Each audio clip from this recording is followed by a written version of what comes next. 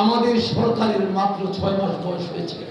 ইতিমধ্যে দেখেছেন যারা বিগত দিনে ফ্যাসিবাদীর সঙ্গে হাত মিলিয়ে এই দেশে বিএনপিকে বারবার একটা ধ্বংসস্তূপে পরিণত করতে চেষ্টা করেছে, আজকে তারাই আমার মাথা চাড়া দিয়ে উঠেছে। দেশে যখন গণতন্ত্রের আবহাওয়া বলছে, যখন যে মানুষ ভোট কেন্দ্রে যে ভোট দিতে পেরেছে, যখন একটি ফাঁসিবাদ একটি মত তৈরি করেছিল, তার বিরুদ্ধে যারা দাঁড়িয়েছিল তাদের পক্ষে যখন মানুষ আজকে গণরায় দিয়েছে, এই দেশে যখন গণতন্ত্র সুন্দরভাবে মানুষের কাছে পৌঁছে যাচ্ছে, যখন এই দেশে একটি গণতন্ত্রের সরকার এসেছে, তখন তাদের মাথা ব্যথা হয়েছে।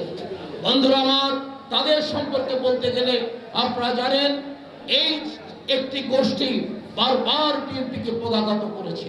বিএনপি যতবার তাদেরকে আপন করে নিয়েছে, তারা বিএনপির মুখে ততবার লাথি মেরেছে।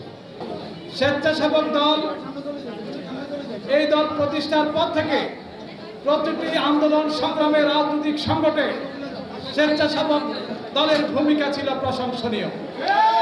বিশেষ করে বিগত 17-18 বছর আওয়ামী দুঃশাসনের সময়ে এই স্বেচ্ছাসেবক দল আপনার সারা শুধু নোয়াখালী জেলা নয়, সারা বাংলাদেশে তারা যে ত্যাগ স্বীকার করেছে, এই জন্য আমি তাদেরকে নোয়াখালী জেলা বিএনপির পক্ষ থেকে ধন্যবাদ এবং কৃতজ্ঞতা জানাচ্ছি। বিগত কয়েক বছর নোয়াখালী জেলা স্বেচ্ছাসেবক দলের নেতৃত্ব দিয়ে আমরা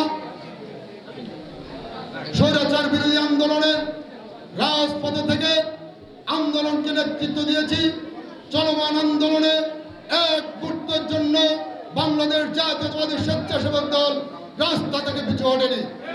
তাই স্বৈরাচারের বিদায় হয়েছে, দেশে একটি গণতান্ত্রিক সরকার গণতান্ত্রিক নির্বাচনের মাধ্যমে বাংলাদেশ জাতীয়তাবাদী দলের নেতৃত্বে সরকার গঠন করেছে। আপনারা জানেন আমাদের মাননীয় প্রধানমন্ত্রী বাংলাদেশ জাতীয়তাবাদী দলের চেয়ারম্যান জনাব তারেক রহমান আজকের দেশের প্রধানমন্ত্রী হিসেবে রাষ্ট্র পরিচালনা করছেন।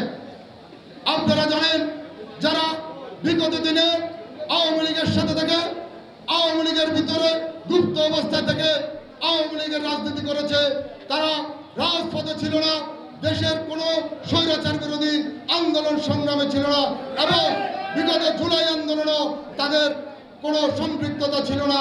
এই বাহিনী আজকে আমাদের দেশের নেতা এবং জনাব তারেক রহমানের বিরুদ্ধে বিভিন্ন রকম অপপ্রচার করছে। আমি সাথী বন্ধুগণ, স্বেচ্ছাসেবক দল ঐক্যের কথা বলে, স্বেচ্ছাসেবক দল শৃঙ্খলার কথা বলে। আপনারা শৃঙ্খলাবদ্ধ হয়ে আগামী দিনের তারেক রহমানের সরকারকে সহায়তা করবেন, স্বেচ্ছাসেবক দল থেকে এই আমাদের প্রত্যাশা। এ পর্যায়ে